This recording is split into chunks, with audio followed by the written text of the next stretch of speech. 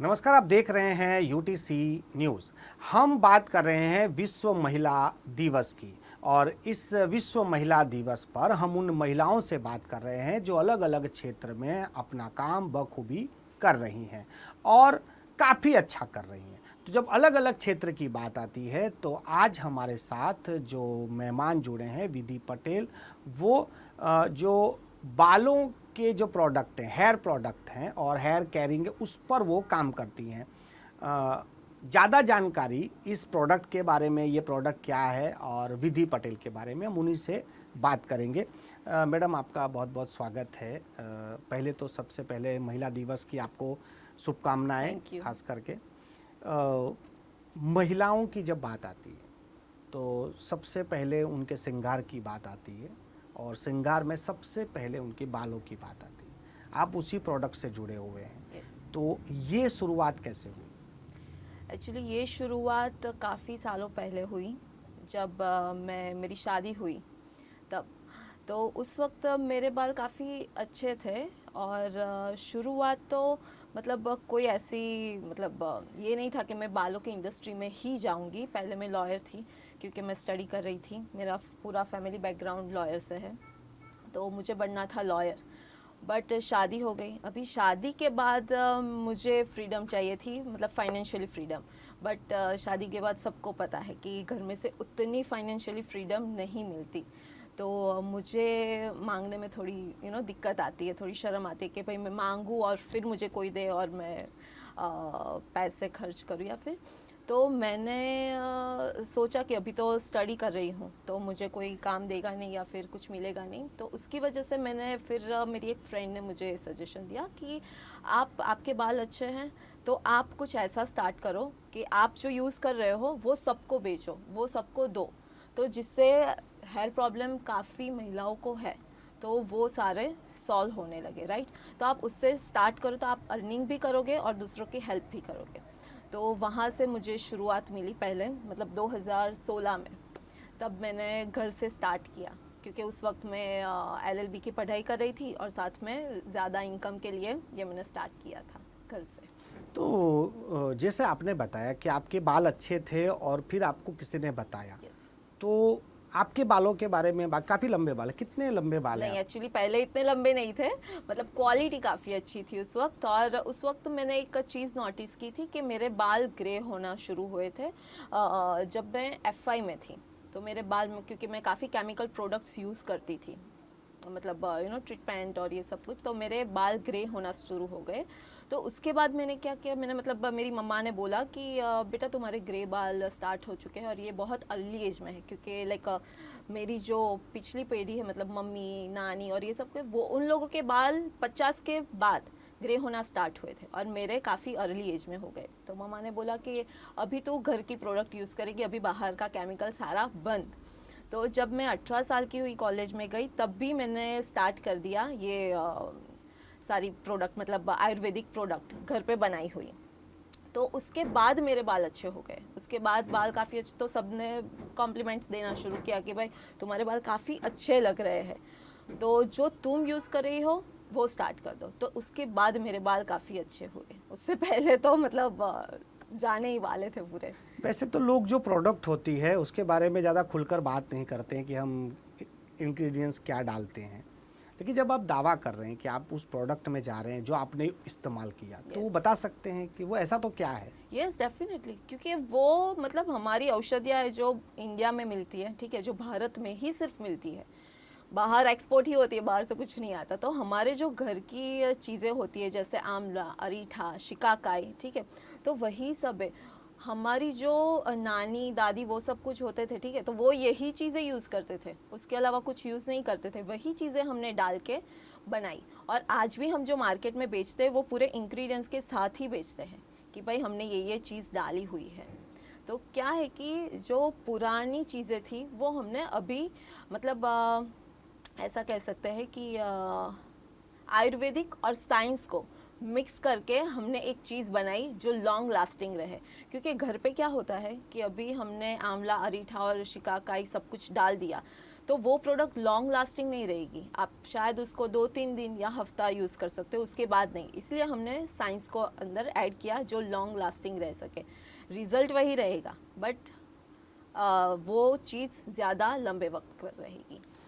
जैसे हम लोग जिस हिसाब से बात कर रहे हैं, तो आप एक उद्यमी हैं, महिला उद्यमी। आपने कहा कि मैं पहले एडवोकेट थी, फिर मैंने ये व्यवसाय शुरू किया। आप जो प्रोडक्ट बना रहे हैं वो हेयर से जुड़ा हुआ है, बालों से जुड़ा हुआ है। महिलाएं खास करके, वैसे तो आजकल तो पुरुष भी बहुत केयर कर रहे हैं, पर महिलाएं तो जब आप कोई प्रोडक्ट बाजार में लाते हैं तो ट्रस्ट इश्यू आ जाता है, क्योंकि किसी भी चीज़ को मेरे बालों में लगाना वो महिलाएं बहुत देखती हैं कि भाई ये नुकसान। Definitely. तो वो जो ट्रस्ट है वो आपने कैसे फिर बिल्ड किया? वो हमने ऐसे बिल्ड किया कि जो हम बनाते हैं उसका वीडियो ही बना देते हैं। हमारा जो मैन्युफैक्चरिंग होता है जहाँ पे वो पूरा हम दिखाते हैं सबको, वो पूरा वीडियो हम बनाते हैं और फिर सोशल मीडिया पे डालते हैं। उसकी वजह से क्या होता है कि सबको ट्रस्ट आता है कि यस। और दूसरा कि जो हम प्रोडक्ट बनाते हैं उसमें वो सारी चीज़ें दिखाई देती है आपको।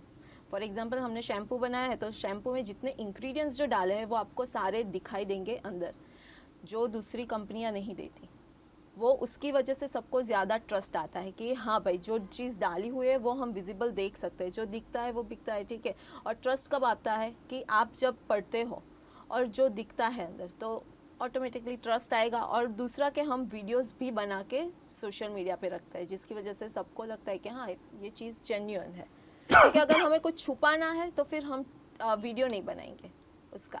जैसे केमिकल प्रोडक्ट आती है, ठीक है, तो वो लोग क्यों नहीं बनाते उसका वीडियो, मेकिंग वीडियो नहीं बनाते ना, क्यों? क्योंकि उसमें इतनी ज़्यादा हार्मफुल चीज़ें डाली हुई है तो वो लोग नहीं शो करेंगे ना, क्योंकि लोग फिर बाय नहीं करेंगे, वो हाइड करने के लिए नहीं दिखाते। लेकिन जैसे आपने सब बताया कि ऐसा ऐसा अच्छा हो रहा है, चैलेंजेस भी आई होंगी, वो क्या थी? चैलेंजेस तो सिर्फ ये थी कि भाई अभी हमने प्रोडक्ट अच्छी बना ली है, ठीक है, लोगों तक पहुंचाना कैसे है, दैट्स अ फर्स्ट चैलेंज।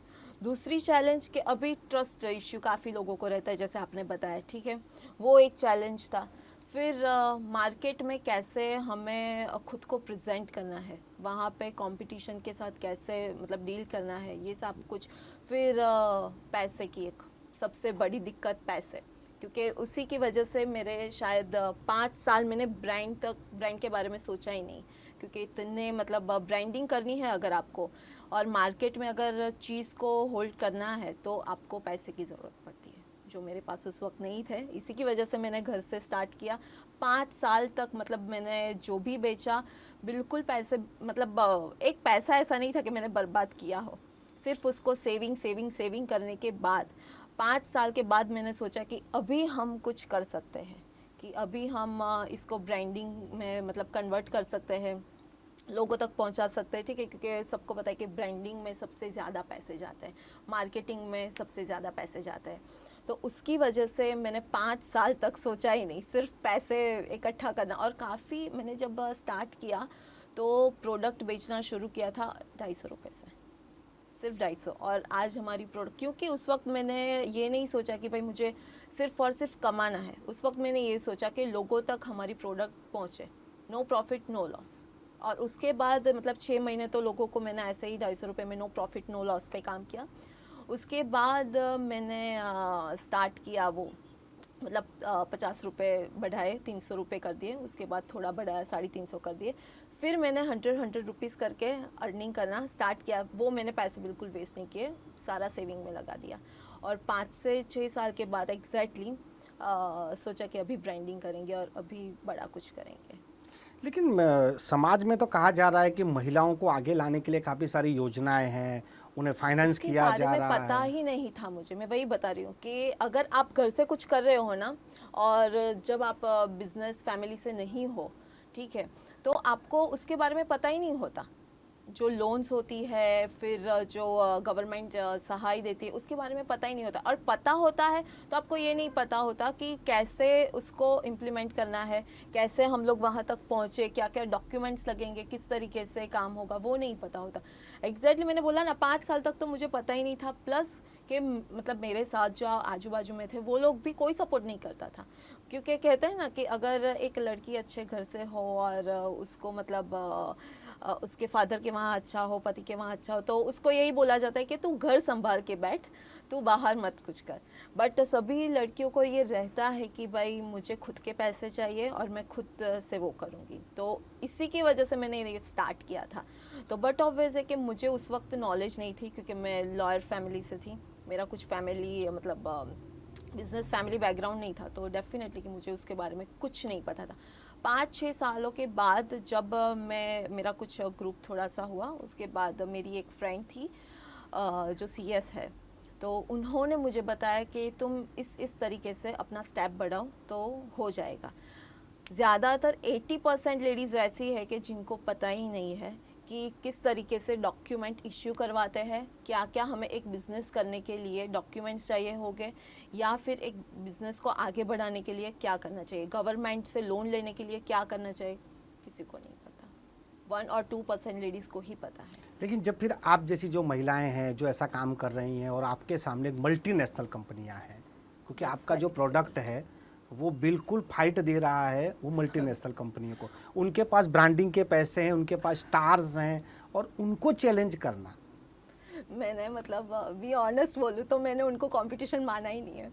मैं ये जानती हूँ कि मेरी प्रोडक्ट है, मेरी ब्रांड है, तो मतलब वो लोग मेरी कंपटीशन में आएंगी ना, मैं उनको मतलब कंपटीशन नहीं मानती। रीज़न इज़ दैट कि वो केमिकल्स बेच रहे हैं, सबको गंजा बनाने का काम कर रहे हैं, और हम नेचुरल आयुर्वेदिक प्रोडक्ट बना रहे हैं।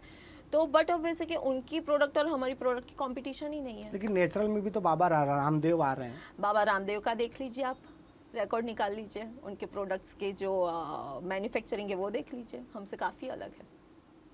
उनके एक भी प्रोडक्ट देख लीजिए कि उसमें इंग्रेडिएंट्स आपको दिख रहे हैं, उन्होंने प्योर इंग्रेडिएंट्स डाले हुए या फिर एसेंशियल डाला हुआ है। काफी चर्चा आदिवासी तेल की हो रही है। That's a scam. सीधा एक लाइन में तो इतने सारे स्टार्स वहां पहुंच रहे हैं, वो लोग इतना सारा। That's a 100% scam. मतलब आप यूट्यूब सर्च कर लीजिए, वहाँ पे आपको पूरा दिख जाएगा कि what is the Adivasi oil.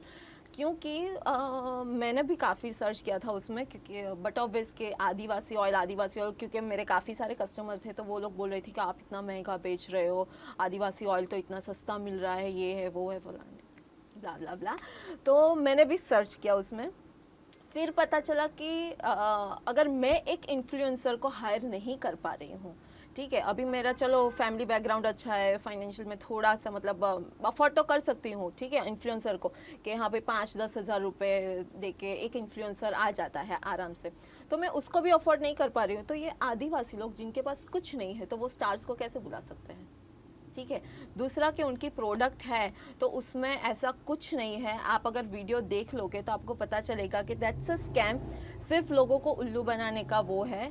काफ़ी लोगों ने तो ऑर्डर किया है, काफ़ी लोगों तक पहुंचा नहीं है। दूसरा कि काफ़ी लोगों ने मंगवाया, यूज़ किया, थोड़ा मतलब कुछ वक्त के लिए यूज़ किया, उसके बाद उनको रिजल्ट मिलना बंद हो गया, और उसमें से काफ़ी बैड स्मेल आ रही थी, काफ़ी मतलब कोई क्वालिटी प्रोडक्ट वो थी ही नहीं।